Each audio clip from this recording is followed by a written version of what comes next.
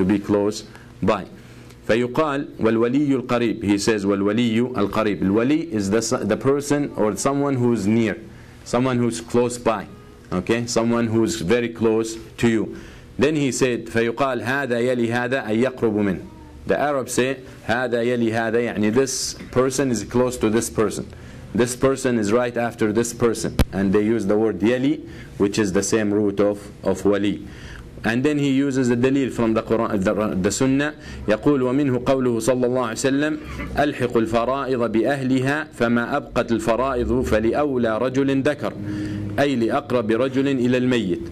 Then he uses the hadith of the Prophet ﷺ. The Prophet ﷺ said, when it comes to inheritance, يعني the meaning of the hadith, when it comes to inheritance, to someone dies and you want to distribute what he leaves behind, you give those whom Allah subhanahu wa ta'ala described that deserve to get the faraid or al-zakat or al-worth or al-earth, and then after you give away to those who deserve, and then you still have some and you can't find anyone to give. Yani you give everyone the share that Allah subhanahu wa ta'ala has set for them, and sometimes you get extra. Sometimes you don't find any relative, or you don't find anyone from the ones that Allah described, from the kids, from the father, from the mother, from the sister, the brothers. He didn't have any. Yuratu kalala, yani. He didn't have any. So he says, what do we do with the money then? He said, sallallahu alaihi wasallam, فَلِأَوْلَى رَجُلٍ ذَكَرٍ. يعني you look, what is the closest male? What is the closest male relative? Because usually the cousins and some relatives don't inherit. Not every relative will inherit. So when those who do not inherit, or those who inherit do not exist anymore, or died, or whatever the situation, then you're going to look for the closest male relative. He takes everything. Male. That's why أي لأقرب يعني لأولى أي لأقرب. لأولى يعني from the same root ولي أي لأقرب يعني to the closest. لأولى يعني to the closest. The same meaning that supports the definition that الولاية means to be near and to be loved.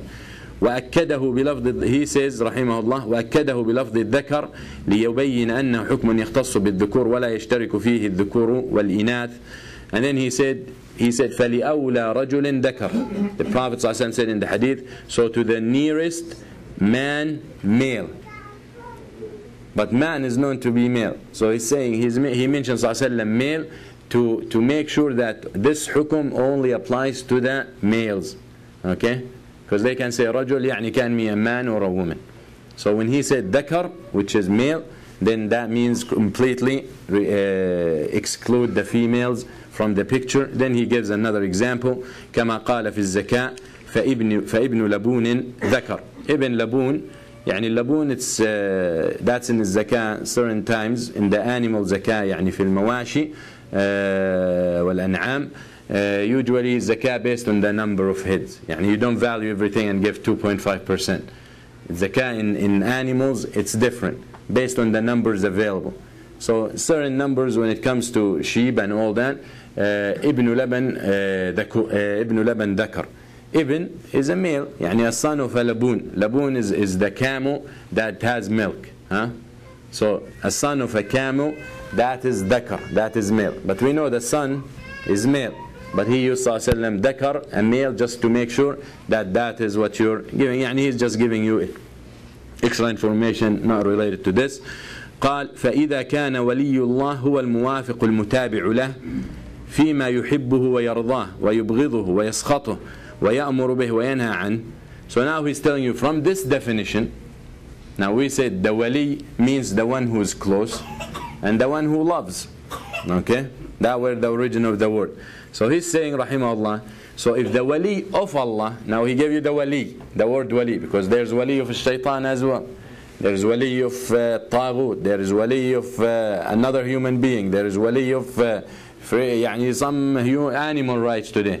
يعني they come out and they fight when, I don't know if you remember in a TV interview, Obama when he was running for president, or after he hit and he killed a fly.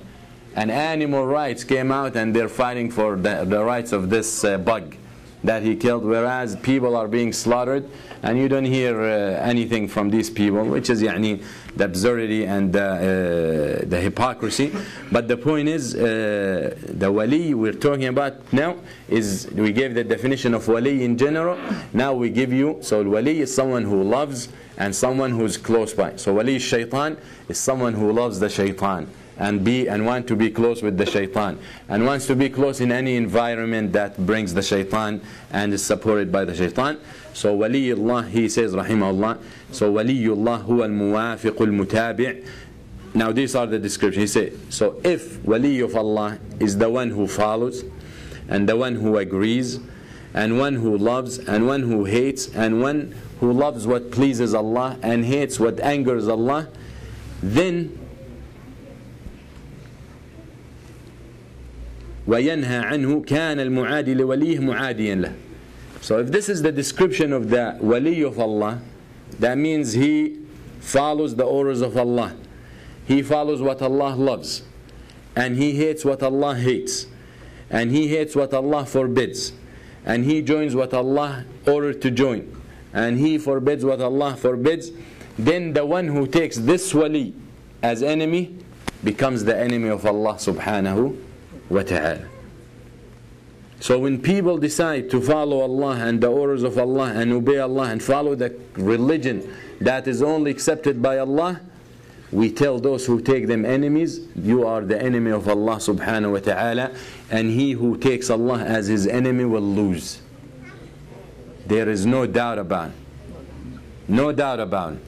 And the only way you can reach the love and to be one of the awliya of Allah, through following the deen of Allah. Period. Inna ad-deena 'inda Allah al-Islam, and the religion for Allah is only Islam. That's the end of it.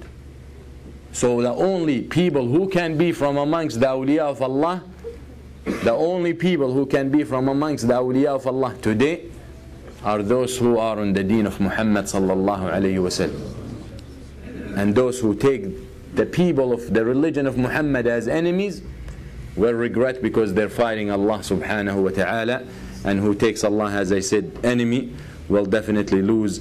كما قال تعالى لا تتخذوا عدوي وعدوكم أولياء تلقون إليهم بالمودة. Allah warns the believers and he says, do not take my enemy and your enemies.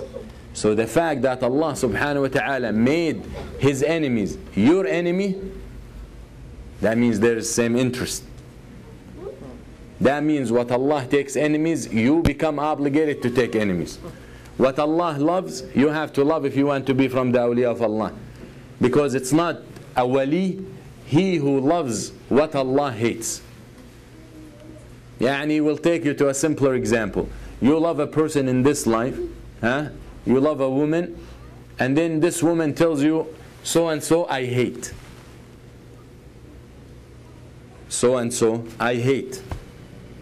If you stand in front of this woman you claim to love and you tell her, but I love so and so, your relationship is destroyed forever. Yep. Destroyed forever. That is for a human being, that she might be hating that person for a wrong reason, and she might be the person who's wrong. But the fact is, it doesn't mix. That you claim to love someone and at the same time you love his enemy. And that's, imagine, that's when the reasons for love and hate are worldly things. Yani things that can be so stupid, excuse my language, can be maybe for $1 or a dress or a meal.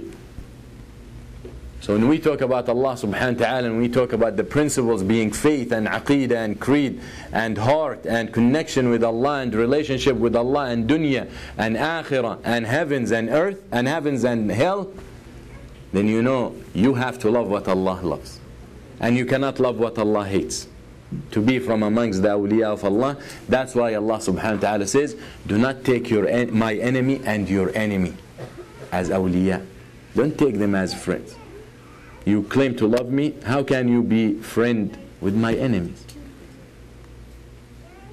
How can you sit and laugh and eat with them and they're my enemies, and think that they are good too, and they are on the truth too, and we all heading to the same point?